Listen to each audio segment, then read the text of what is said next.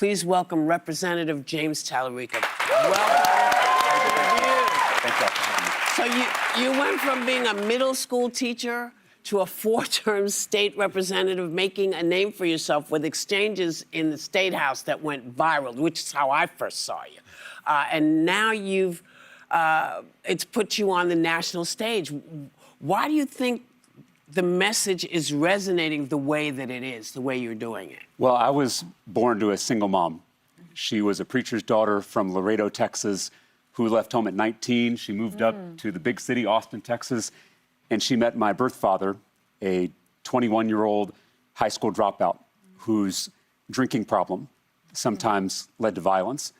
And one night after I was born, he became abusive again. That night, my mother's love rose to meet it. And she packed all our stuff into her little Ford Escort.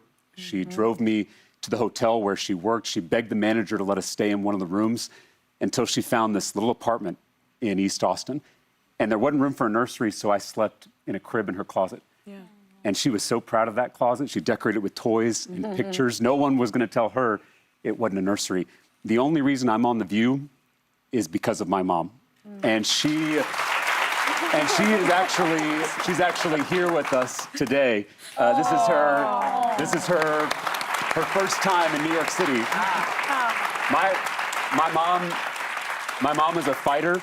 She showed me how to stand up to bullies. That's what I've done in the Texas legislature, standing up to the billionaires and far-right extremists who are hoarding wealth for themselves and stripping our most fundamental rights, and that's exactly what I want to do in the U.S. Senate. Well, Representative, a big thing that's made you stand out among Democrats is the central role that your faith plays in your approach to politics. You're a devout Christian, but you're even enrolled in the seminary right now with hopes of becoming a minister one day, and I hope that happens for you. But you've cited your Christianity to fight against things like displaying the Ten Commandments and forcing prayer in schools in Texas. Why did you decide to openly integrate your personal faith into politics in this way? Well, I mentioned that my granddad was a Baptist preacher, and when I was real little, he told me that we're supposed to follow Jesus's 2 commandments, love God and love neighbor. And I believe forcing my religion down the throats of my Muslim, Jewish, Hindu, Buddhist, atheist, agnostic neighbors is not love. And it's why I've fought so hard for the separation of church and state. I was raised to believe that boundary in our First Amendment is a sacred boundary. And it doesn't just benefit our democracy, although it certainly does. It also benefits the church. Because when the church gets too cozy with political power, it loses its prophetic voice. And so I hope in the U.S. Senate that I can continue my fight against Christian nationalism because it is fundamentally un-Christian. It is a betrayal of Jesus of Nazareth, his life, his death, and his teachings. Correct. Now, as we mentioned, you're running in the Democratic primary against U.S. Representative Jasmine Crockett. And there has been a lot of discourse around her electability. And some would say that is code for they don't think a black woman can win statewide. Should she win this primary against you, do you think she can win a statewide race? Absolutely. You know, Congresswoman Crockett is my friend. I have deep love and respect for her. She is a leader in our state. And I've said before that if she wins this nomination, I will be behind her 1,000%, and I will do everything I possibly can to get her over the finish line. We're on the same team, Jasmine and I. We're trying to change the politics of our state and take back this country. And we're both putting forward our experiences and our skill sets in a healthy competition. And what I think I bring to this primary is something unique. I have a history of winning these kind of races. I got elected to the State House by flipping a Trump district that no one thought was winnable in a county that was so red, it hadn't voted for a Democrat for president since Jimmy Carter. And I did that by building a big tent, by inspiring Democrats to get off the couch, bringing in young voters who were disillusioned with politics, and peeling people off from the middle and even from the right. That, to me, is the winning formula. That is how we win Texas, and it's how we save this American experiment in November. Now, let me ask you this, because there's been some opposition research that is coming out, and I want to give you the opportunity to respond to it. Sorry, I lost my voice over the weekend. You're good. I want to ask you about your record as a state legislator, because they have reviewed your legislative history, and you've missed over 800 votes during your time in the State House.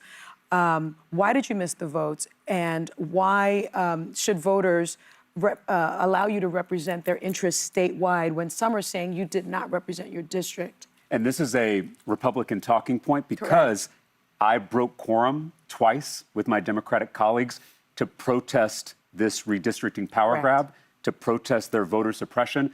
And so I wasn't on the floor to take these votes because I was trying to stop them from passing these voter suppression efforts. And so they try to then take a look at all the votes that I missed, when in reality I was doing my job. Just because I wasn't on the floor, I was doing my job by standing up for my constituents, particularly for my black and brown constituents who were having their voting rights threatened by the Republican extremists in the state legislature. Good for you. Oh, Representative, over the weekend there was this massive upset in the state Senate race in Texas with the Democrat flipping a Senate seat that President Trump had won by 17 points previously. But even with massive Democratic turnout and the average Dem ballot being plus 14 points, you're still likely going to have to win over some soft Trump voters to win statewide in Texas. What's your message to try to resonate with those voters? Well, I'm not writing off any voter. I'm not writing off any community. I'm extending an open hand instead of a closed fist. And in my experience, if you extend that open hand, you'll be surprised by who takes it. And I have traveled every corner of Texas already in the first 5 months of this campaign, red areas and blue areas alike, big cities, small towns. And I'm shocked by the number of people showing up to our events. We were in Collin County, Texas, which Trump won by double digits. We had 2,000 people show up for our town hall. And it wasn't just Democrats, it was independents and even some Republicans too, and a ton of young people who didn't come across me on the typical media platforms. They came across me in the campaign on TikTok, on Instagram, on podcasts, and they are hungry for new leaders who will speak with moral authenticity about this moment of crisis, both the economic and political crisis, but also the spiritual crisis that we are facing in this country. Congressman, I want to talk about immigration. I want to talk about Liam Ramos and all the other Liam Ramos. Your state, Texas, is home to the Dilley ICE detention facility, where 5-year-old Liam Ramos, the little boy with the blue bunny hat, was released from over the weekend because a judge ordered ICE to release him after he was used as bait to lure his relatives out. And your friend, Congressman Joaquin Castro, who visited Liam in that detention center, described dozens, if not hundreds, of kids being held there in a prison-like condition. You've been outspoken against ICE's tactics on immigration and under this administration, but you haven't gone as far as some of your fellow Democrats in calling for it to be abolished. So what can be done to rein in ICE? What can be done so that there is no more Liams, to release these other Liams? Well, you mentioned that I was a public school teacher before I ran for office. I taught on the west side of San Antonio, and I taught a lot of undocumented students. And these were my most patriotic students. They understood something about this country that many of us take for granted, that this is supposed to be the land of opportunity. And right now, ICE is terrorizing my students and their families. ICE shot a mother in the face. Yes. ICE kidnapped a 5-year-old boy. ICE executed a man in broad daylight on our streets. And so I think it's time to tear down this secret police force and replace it with an agency that is actually going to focus on public safety. And I think that's what most Texans and most Americans are hungry for in this moment.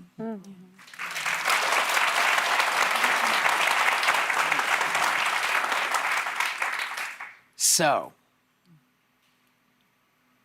you guys, you and Jasmine, you're in it.